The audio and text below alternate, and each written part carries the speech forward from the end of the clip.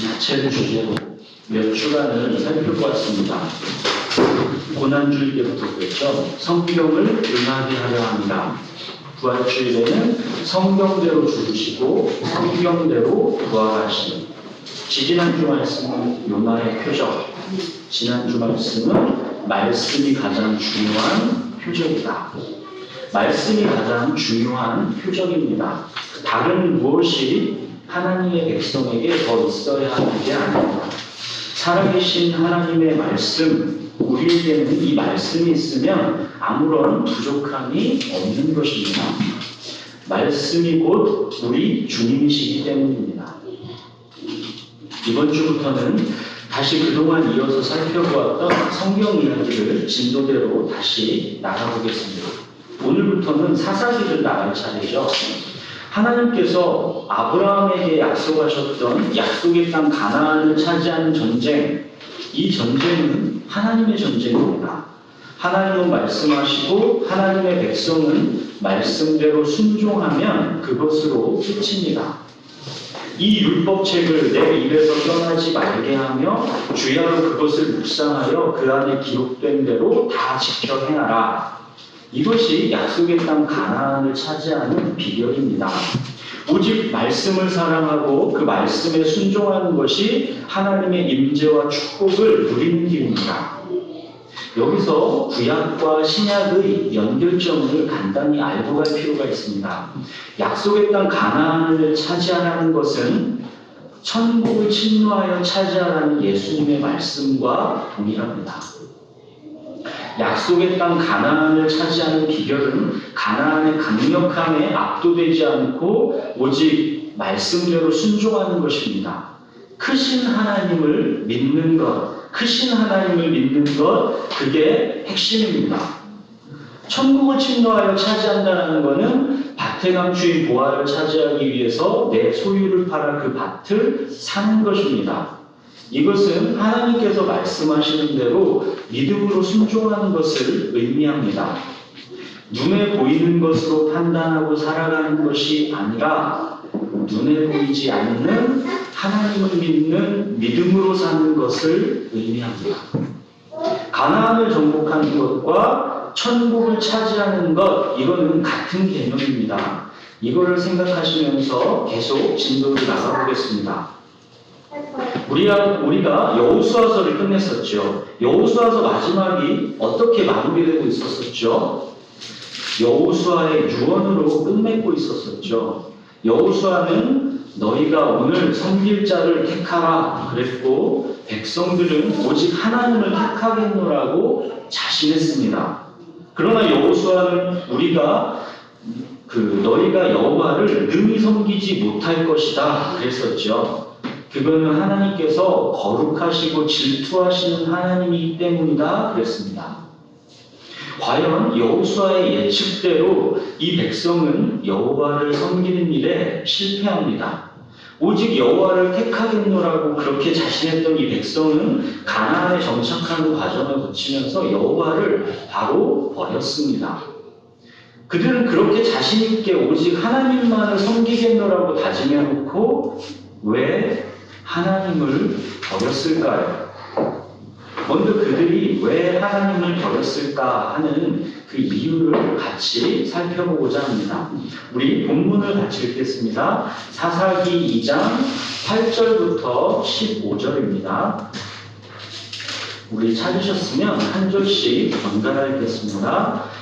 여호와의 종 눈의 아들 여호수아가 110세에 죽음에 네가 그의 기업의 경내 에브라임 산지 가라스 산 북쪽 빈날 헤레스에 장사하였고 그 세대의 사람도 다 그 조상들에게로 돌아갔고 그 후에 일어난 다른 세대는 여호와를 알지 못하며 여호와께서 이스라엘을 위하여 행하신 일도 알지 못하였더라. 이스라엘 자손이 여호와의 목전에 악을 행하여 바알을 섬기며 애굽 땅에서 그들을 인도하여 내신 그들의 조상들의 하나님 여호와를 버리고 다른 신들 곧 그들의 주위에 있는 백성의 신들을 따라 그들에게 절하여 여호와를 진노하게 하였으되 곧 그들이 여호와를 버리고 바알과 아스타롯을 섬겼으므로 여호와께서 이스라엘에게 진노하사 노략하는 자의 손에 넘겨주사 그들이 노략을 당하게 하시며 또 주위에 있는 모든 대적의 손에 팔아 넘기심에 그들이 다시는 대적을 당하지 못하였으며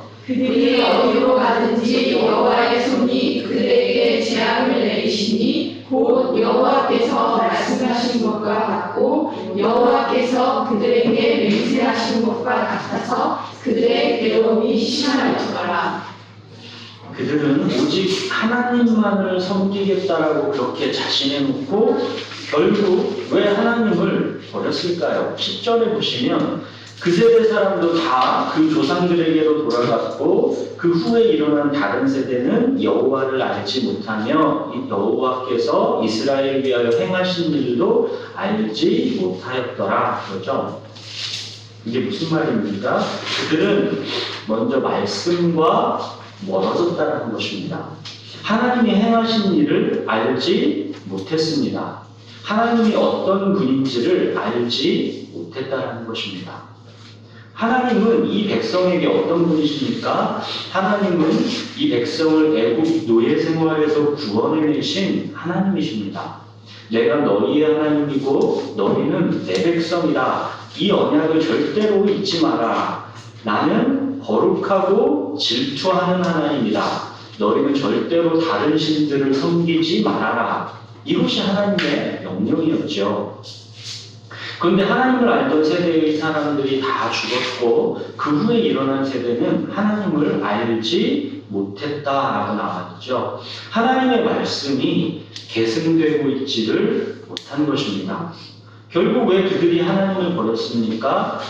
말씀을 알지 못했기 때문에 그들은 하나님을 버렸습니다. 말씀과 멀어지면 그 다음에 어떤 과정을 밟게 됩니까? 다른 신들, 곧 그들의 주위에 있는 백성의 신들을 따라 그들에게 절하게 됩니다. 여호와를 버리고 바알과 아스다롯을 섬기게 됩니다. 말씀과 멀어지면 이 세대를 본받아서 따르게 되어 있습니다. 말씀을 통해 하나님의 선하시고 기뻐하시고 온전하신 뜻이 무엇인지 분별하지 않으면 이 세대를 그냥 자동적으로 본받게 되어 있습니다. 말씀이 없으면 빛이 눈으로 들어오지 않기 때문에 제대로 분별하여 볼 수가 없는 것입니다. 하나님의 뜻대로 사는 것보다 세상의 방법대로 사는 게 좋아 보이게 되어 있습니다. 세상 사람들과 똑같이 살고 싶어지게 되어 있습니다. 세상이 원하는 것을 나도 원하게 되고 세상이 자랑하는 것을 나도 자랑하게 됩니다. 말씀이 없어서 생명의 빛이 없어서 하나님의 뜻을 분별할 수 없는 것입니다. 안 보이는 것입니다.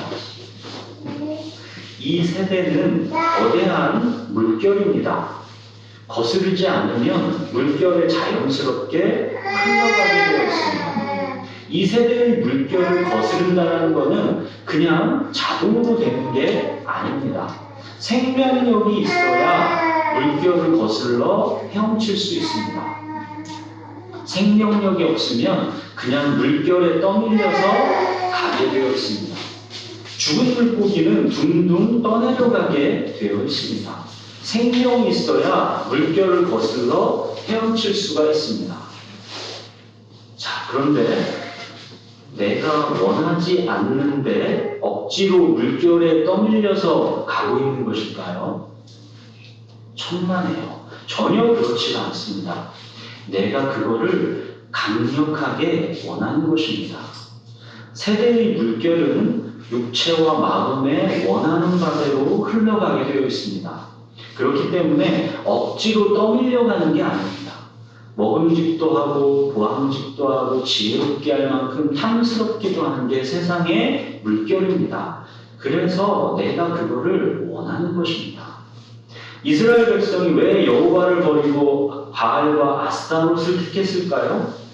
매력적이기 때문입니다. 투미와 다산, 행복을 응원해주는 신이 바알과 아스타롯입니다. 내가 육체와 마음에서 원하는 바를 축복해주고 마치 그걸 다 이루어줄 것처럼 유혹합니다. 그리고 바알은 나를 위하여 나를 인도할 신으로 내가 부적처럼 그렇게 사용할 수 있는 눈에 보이는 신입니다. 신상을 만들어서 집에다 모셔놓고 내가 원하는 바를 간절히 빌면 마음에도 만족과 위로가 있는 것입니다. 내 소원을 들어주면 너무 좋은 거고 혹시 안 들어줘도 믿어봐야 본전입니다. 나에게 요구하는 것도 없고 그냥 내가 머슴처럼 나를 위하여 나를 인도할 신으로 부릴 수 있는 그런 신입니다.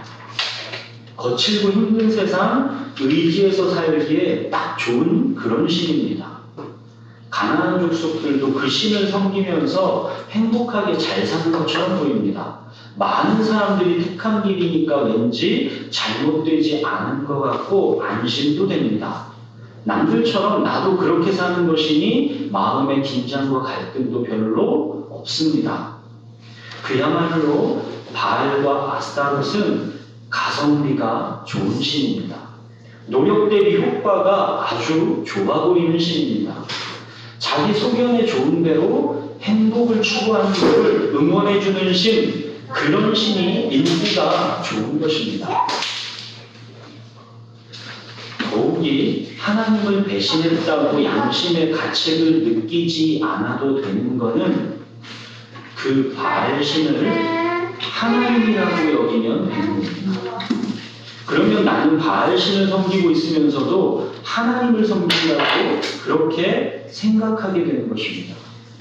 어차피 나를 위하여 나를 인도할 신이면 되는 것이기 때문에 그것의 본질이 바알이든 하나님이든 상관이 없습니다. 바알 신을 섬기면서도 하나님을 섬기는 거랑 다르지 않다고 여기면 그만입니다. 하나님이라고 부르면 그만입니다. 사랑하는 여러분, 한번 잘 생각해 보십시오. 하나님은 이 백성이 나를 버렸다라고 이렇게 말씀하셨습니다. 그런데 이 백성들은 자기들이 하나님을 버렸다라고 생각하고 있을까요? 이 백성이 자기들이 지금 하나님을 버렸다라고 이렇게 생각하고 있을까요?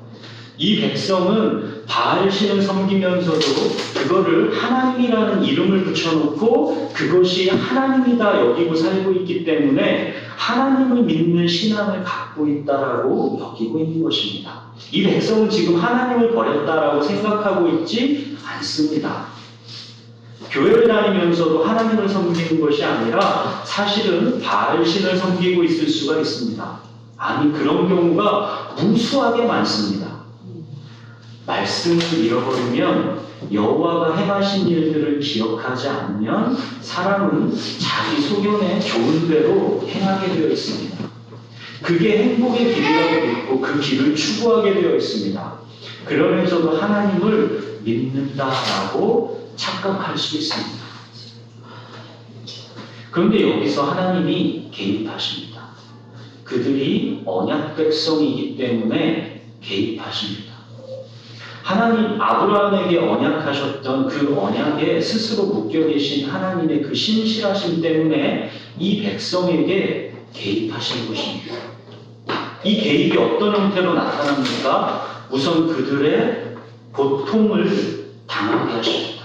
14절 15절 보시면 여호와께서 이스라엘에게 진노하사 노략하는 자의 손에 넘겨주사 그들이 노략을 당하게 하시며 또 주위에 있는 모든 대적의 손에 팔아 넘기심에 그들이 다시는 대적을 당하지 못하였으며 그들이 어디로 가든지 여호와의 손이 그들에게 재앙을 내리시니 곧 여호와께서 말씀하신 것과 같고 여호와께서 그들에게 맹세하신 것과 같아서 그들의 괴로움이 심하였더라.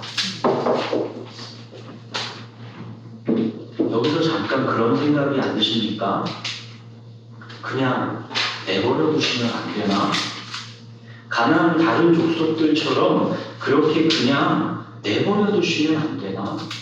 괜히 적극적으로 개입하셔서 괴로움을 주시는 하나님이 아니라 그냥 내버려 두시면 안 되나? 만약 축복만 해주실 게 아니라면 그냥 놔두시기라도 하시지 왜 개입하셔서 재앙을 내리시나? 솔직히 이런 생각 안 드십니까? 내 책임하에 내가 판단하고 결정하고 그 결과도 내가 감수하고 사는 것, 이것이 이 세상의 삶의 방식입니다. 나도 그냥 그렇게 살게 내버려 두시면 안 되나?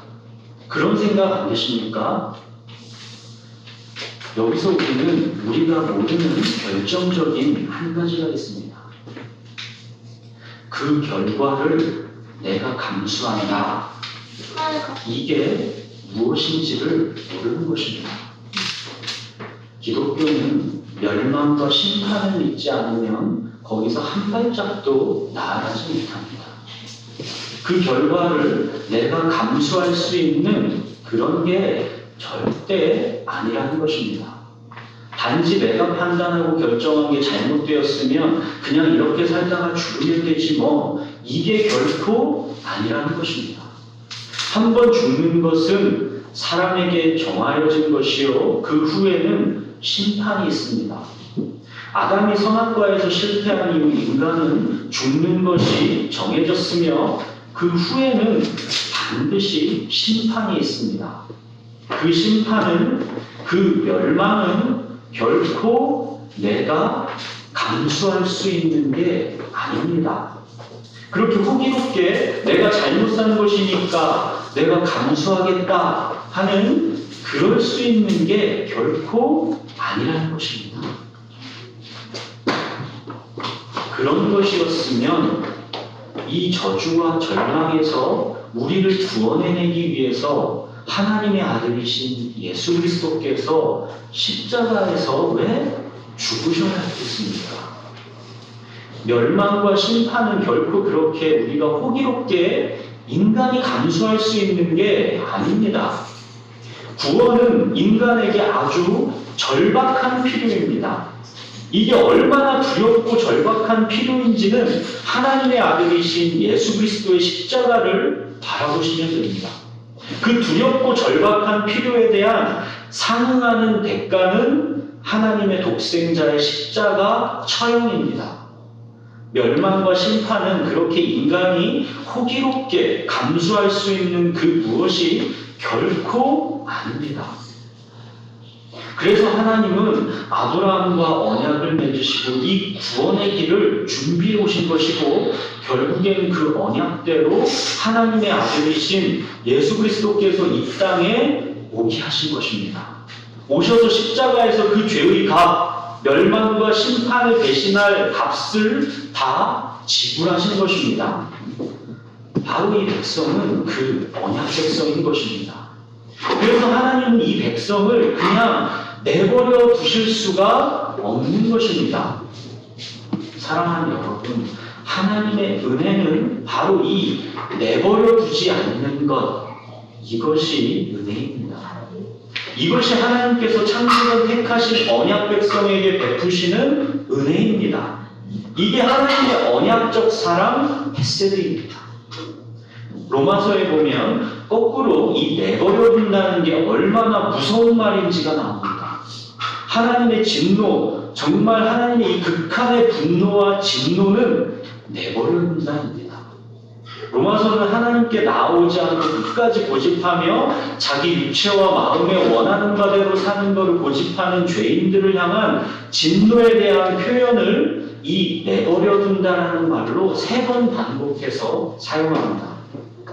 로마서에서는 이 하나님의 진노를 이런 방식으로 표현합니다. 로마서 1장 24절에 보시면 하나님께서 그들을 마음의 정욕대로 더러움에 내버려 두사. 자, 첫 번 내버려 두사가 나왔죠. 한 절 건너서 26절에 하나님께서 그들을 부끄러운 욕심에 내버려 두셨으니, 여기도 내버려 두셨다 나왔죠.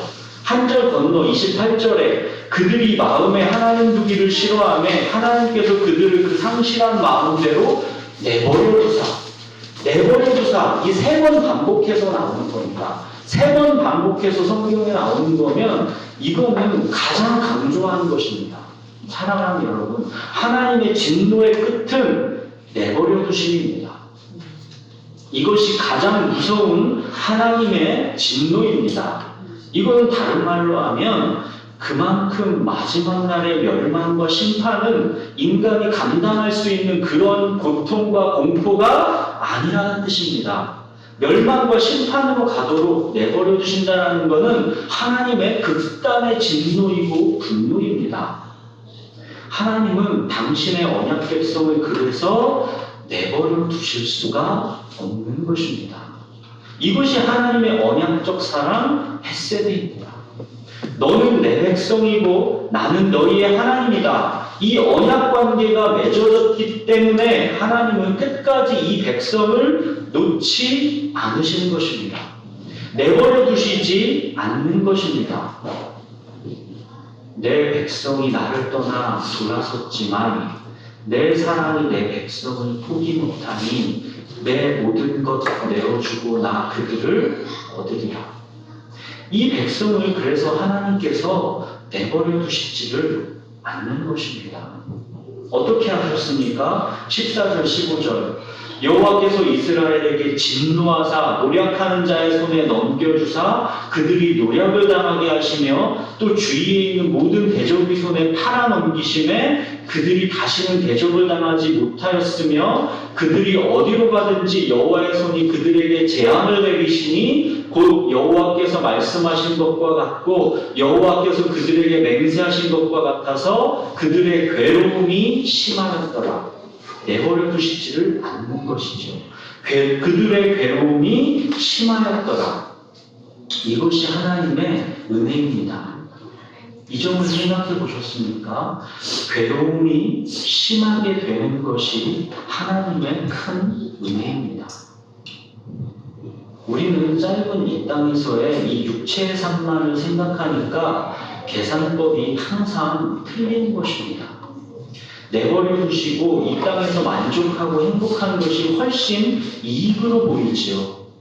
그러나 그 계산법은 틀렸습니다.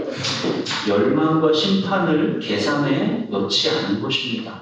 천국의 축복을 계산에 넣지 않은 것입니다. 영원이라는 시간을 계산에 넣지 않은 것입니다. 무엇보다 하나님이 주시는 이 안식, 이거를 계산에 넣지 않은 것입니다. 하나님의 안식, 즉 하나님이 주시는 평안함, 하나님과의 화목한 관계, 하나님의 임재, 이게 하나님께서 주시는 안식입니다. 이 안식의 축복을 계산에 넣지 않은 것입니다. 바로 이 하나님께서 주시는 안식, 하나님과의 화평, 하나님의 임재, 이것이 없는데도 살아가는데 문제가 없고 승승장구한다면 하나님께서 그거를 그냥 내버려 두신다면 이거야말로 가장 큰 비극입니다. 하나님이 주시는 안식이 무엇인지를 안다면 영원한 천국 또한 멸망과 심판 이것들을 계산해 놓으면 내버려 두심은 그야말로 하나님의 진노입니다. 가혹한 영원한 형벌입니다. 반대로 그것들을 계산해 넣으면 괴로움이 심하게 되는 것은 그야말로 하나님의 은혜입니다. 계산을 철저하게 할 줄을 아셔야 합니다. 예수님도 그래서 제자가 되어 따라오려거든 차분히 앉아서 그 비용을 계산해보고 따라오라고 하시는 겁니다. 무엇이 이익이고 무엇이 손해인지 차분하게 잘 따져보라고 그렇게 예수님이 종종 충고하시는 것입니다. 어떤 때 예수님은 잔인한 비유를 들어서까지 그 계산법을 가르쳐 주시고도 있습니다. 이 비유가 얼마나 잔인한가 보십시오. 내 손이 너를 범죄하거든 찍어버리라. 장애인으로 영생에 들어가는 게 두 손을 가지고 지옥 곧 꺼지지 않는 불에 들어가는 것보다 나으니라. 만일 내 발이 너를 범죄하게 하거든 찍어버리라. 다리 저는 자로 영생에 들어가는 게 두 발을 가지고 지옥에 던져지는 것보다 나으니라. 만일 내 눈이 너를 범죄하게 하거든 빼버리라. 한눈으로 하나님 나라에 들어가는 것이 돈을 가지고 지옥에 던져지는 것보다 나옵니다. 이게 누구 말씀입니까? 예수님의 말씀입니다. 우리의 손과 발, 우리의 눈, 이것이 구원과 영생, 하나님과의 관계를 방해한다면 찍어버리라 하십니다. 빼버리라 하십니다. 나의 손과 발, 나의 눈, 이것처럼 나에게 당연히 있어야 할 정당한 것이 있을까요?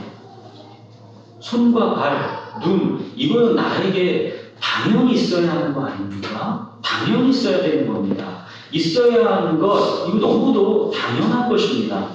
그런데 예수님은 내게 있어야 할 당연한 그것이 너를 범죄하게 하거든 찍어버리라, 빼버리라 하시는 것입니다. 가만히 생각해 보십시오.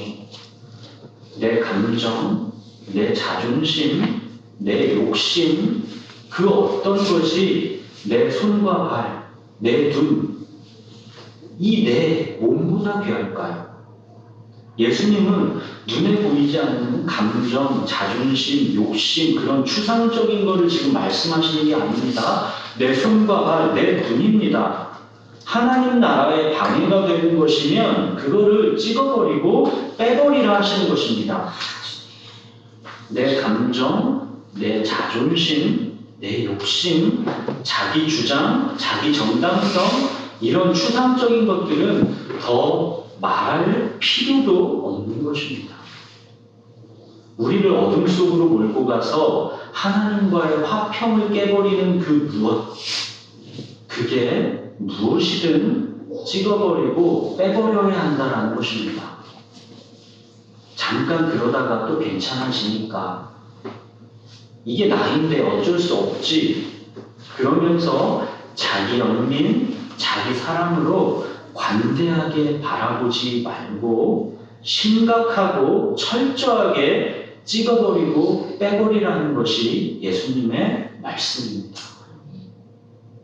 이것만은 그래도 내게 있어야 하는 것 아닙니까? 하면서 하나님께 주장하는 그 무엇, 그게 나의 자존심이든 나의 감정이든 찍어버리고 빼버려야 한다는 것입니다. 물론 우리가 연약해서 매번 실패하고 무너지지요. 여기서 말하는 찍어버리고 빼버려야 한다는 그 가혹한 게 우리의 연약함 그 자체를 말하는 게 아닙니다. 우리의 연약한 거, 매번 실패하고 무너지는 거를 막 찍어버리고 빼버려야 한다고 가혹하게 다루시는 게 아닙니다. 연약해서 실패하고 무너지는 거랑 그 연약함을 아예 고칠 마음 자체를 먹지 않고 내 자존심으로, 자기 주장으로 꽉 붙잡고 관대하게 그 연약함을 사랑하는 것과는 완전히 다른 것입니다. 이거는 어쩔 수 없는 연약함이 아니라 죄를 고집하고자 하는 교만입니다. 지독한 자기 연민이요, 자기 사랑입니다. 그렇기 때문에 이 악한 마음을 찍어버리고 빼버려야 한다는 것입니다. 엄청 잔인한 비유이죠. 그러나 그만큼 반대로 하나님의 나라는, 영원한 생명은, 하나님께서 주시는 안식은 없어서는 안 될 그만큼 소중한 것이라는 것입니다. 이것이 예수님께서 가르쳐 주시는 하나님 나라의 계산법입니다. 하나님 나라의 계산법이 이러하기 때문에 하나님이 내버려 두시는 것이 가장 극한의 진노요 분노가 되는 것이고, 하나님께서 내버려 두시지 않는 것이 사실은 언약 백성을 향한 놀라운 은혜가 되는 것입니다. 천지를 지으신 하나님께서 내가 뭐라고, 내가 하나님을 떠나 이 세상의 길로 가는 것을 직접 개입하셔서 내버려 두지 않으십니까? 이보다 더한 은혜가 어찌 있겠습니까? 15절 보십시오. 그들이 어디로 가든지 여호와의 손이 그들에게 재앙을 내리시니,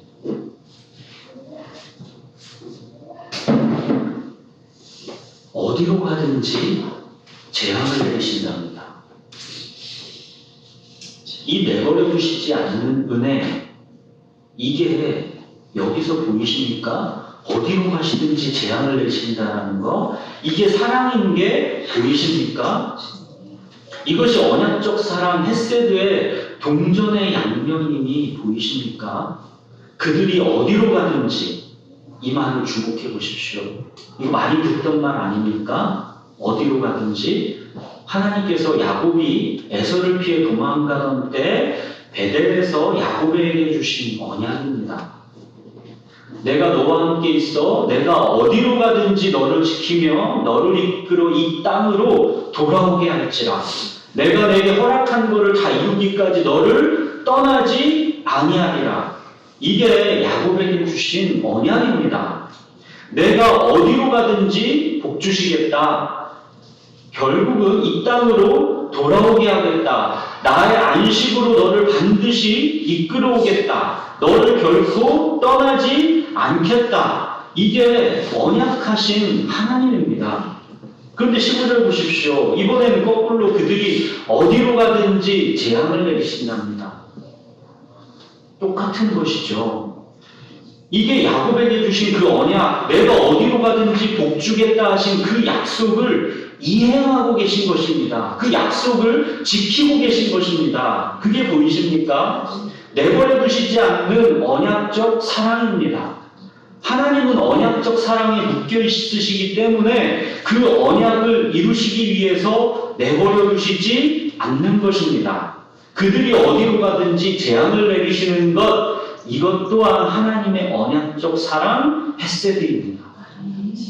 그들이 그냥 죄인에 불과하다면 그냥 내버려 두시고 마지막 날 멸망과 심판으로 정죄하시면 그만입니다. 그냥 내버려 두시면 그만입니다. 그런데 하나님에게는 이들은 언약 백성입니다. 그 언약적 사랑으로 인해서 하나님은 그들을 내버려 두실 수가 없는 것입니다. 괴로움이 심하게 되는 것, 이것이 하나님의 놀라운 은혜입니다. 노력하는 자의 손에서 노력을 당해서 괴로움이 심하게 되니까 이 백성이 어떻게 합니까? 18절에 보면 슬피 부르짖었다고 나왔죠. 괴로움이 심하게 되니까 그나마 슬피 부르짖게 되는 것입니다. 고통이 심하니까 하나님을 찾는 것입니다. 아프니까 의사를 찾는 것입니다. 멸망과 심판의 길로 가고 있는데, 살이 썩어가고 있는데 괴로움이 심하지 않다면, 고통을 느끼지 못한다면 그게 무엇입니까? 문둥병이지요. 이게 가장 비참한 처지입니다. 불에 데이면 아파야지요. 그게 복받은 인생인지, 불에 데였는데도 살만하다면 그게 어디 복받은 인생입니까? 사랑하는 여러분, 여러분의 인생을 가만히 돌아보십시오. 하나님께서 우리의 인생을 그냥 방치해서 내버려 두시지 않았기 때문에 우리가 하나님을 찾은 거 아니겠습니까? 사랑하는 여러분, 내버려 두시지 않는 하나님의 언약적 사랑, 하나님의 은혜를 감사하십시오. 우리가 뭐라고 우리의 삶을 내버려 두시지 않습니까? 이게 얼마나 감사한 일입니까? 어떻게 하나님께서 우리의 사랑과 배신을 두고 질투하시고 분노하십니까? 어떻게 감히 하나님께서 질투하시는 하나님이 되셨습니까? 우리가 대체 뭐라고 하나님이 질투까지 하십니까? 사사기는 이렇게 하나님을 떠나 배신한 암흑시대를 배경으로 하지만 아이러니하게도 그 속에서 하나님의 내버려 두시지 않는 이 언약적 사랑, 하나님의 은혜가 흘러가고 있는 것입니다. 이것이 하나님의 언약적 사랑, 헤세드입니다. 택하시는 백성을 끝까지 포기하지 않으십니다. 내버려 두시지 않습니다. 그들과 맺은 언약을 하나님은 끝까지 지키십니다. 이 백성은 하나님을 떠나 돌아섰지만 하나님은 이 백성을 절대 포기하지 않으십니다. 사사기의 이 백성은 이렇게 잠시 돌아왔다가도 다시 하나님을 배신하고 버립니다. 이게 계속 반복됩니다. 이게 사사기입니다. 이거는 사사기를 넘어서 왕정시대, 포로시대, 포로귀환시대가 되어도 마찬가지입니다. 이들은 계속 하나님을 떠나 배신하고 하나님은 이들을 되찾아오시기 위해서 선지자를 통해 말씀하시는 이야기. 이게 구약입니다. 구약의 이야기가 보여주려는 것은 다른 게 아닙니다. 왜 예수 그리스도께서 오셔야 하는가? 왜 예수 그리스도의 십자가의 대속 말고는 다른 길이 있을 수가 없는 것인가? 이거를 보여주는 것이 구약의 핵심입니다. 이것이 정말 인간이 정말로 타락하고 부패해서 스스로는 하나님께로 나아갈 수 있는 존재가 못 되는구나. 예수님께서 십자가에서 대신 죽으시는 방법 말고는 정말로 다른 길이 있을 수가 없구나. 바로 이거를 보여주는 게 구약의 이야기입니다. 내 백성이 나를 떠나 돌아섰지만 내 사랑이 내 백성을 포기 못하니 내 모든 것 내어주고 나 그들을 얻으리라. 이것이 구약의 이야기입니다. 하나님을 버리고 떠난 이 백성을 그냥 내버려 두시지 않고 끊임없이 간섭해서 되찾아오는 이야기. 마침내는 영원토록 내버려 두시지 않고 이 모든 언약을 완전하게 이루시기 위해서 예수 그리스도를 준비하시는 이야기. 이것이 구약의 이야기입니다. 하나님께서 이렇게 오랜 시간 구약의 이야기를 끌고 오시는 것은 다른 게 아닙니다. 예수 그리스도의 피밖에 없다라는 것을 확증해 주시기 위함입니다. 하나님께 나아갈 수 있는 길, 구원의 길은 오직 예수의 피밖에 없다라는 것을 보여주시기 위함입니다. 사랑하는 여러분, 하나님 앞에서 가장 큰 죄가 무엇인지 아십니까? 무엇이 하나님께 가장 큰 죄인지 아십니까? 구약에서 그토록 하나님께서 예수의 피밖에 없다, 다른 길은 없다라는 것을 보여주셨음에도 불구하고 예수 그리스도의 피가 왜 필요한지를 모르는 사람, 그가 바로 가장 큰 죄인입니다. 반드시 기억하십시오. 세상에서 가장 큰 죄인은 예수 그리스도의 피가 왜 필요한지를 모르는 사람입니다. 이것이 다른 어떤 것보다 가장 큰 죄입니다. 예수 그리스도의 피가 왜 필요한지를 모르는 사람이 하나님 앞에서 가장 큰 죄인입니다. 이거는 우리의 영적 상태를 점검하는 리트머스 시험지이기도 합니다. 예수 그리스도의 피가 왜 필요한지를 내가 지금 절박하게 의지하고 있는지, 아니면 예수 그리스도의 피에 대해서 무감각해져 있는지, 이것이 우리의 영적 상태를 진단하는 핵심 포인트입니다. 하나님이 주시는 안식에 들어가는 길은, 하나님과의 화목한 관계 속으로 들어가는 길은, 하나님의 임재 속에서 평안을 누리며 살게 되는 길은 오직 한 가지 길밖에 없습니다. 예수 그리스도의 십자가를 통하여입니다.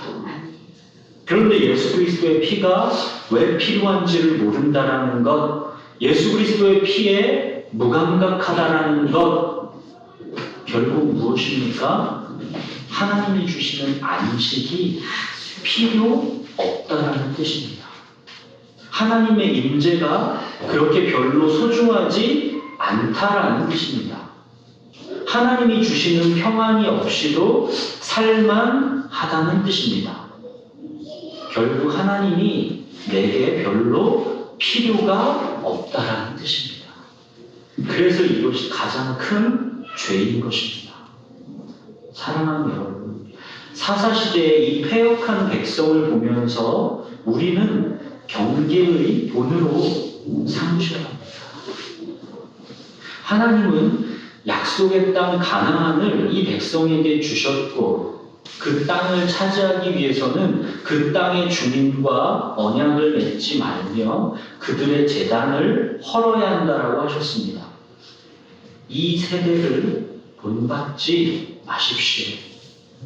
거대한 물결에 아무 생각 없이 떠밀려가지 마십시오. 세상이 원하는 것을 똑같이 원하고 세상이 부러워하는 것을 똑같이 부러워하는 우상숭배를 하지 마십시오. 오직 마음을 새롭게 함으로 변화를 받으십시오. 그래서 하나님의 선하시고 기뻐하시고 온전하신 뜻이 무엇인지를 분별하도록 하십시오. 하나님의 말씀을 사랑하시고 그 말씀을 순종하십시오. 그 말씀이 여러분의 마음 안에서 살아서 역사할 수 있도록 기도하면서 말씀을 읽으십시오. 간절함과 절박함으로 하나님의 말씀인 설교를 들으십시오. 여러분 지금 사람의 말이 아닌 살아계셔서 지금 여러분 안에서 역사하고자 하시는 하나님의 말씀을 듣고 계신 것입니다. 성령께서 여러분 안에서 그 말씀을 살아있게 능동적으로 역사할 수 있도록 기도로 성령님을 의지하십시오. 살아계신 하나님의 말씀이 선포되고 있는 이곳은 그냥 평범한 어느 장소가 아닙니다. 이곳은 거룩한 땅입니다. 하나님의 백성과 하나님의 말씀이 만나는 곳입니다. 이것이 예배이고 이것이 또한 설교입니다.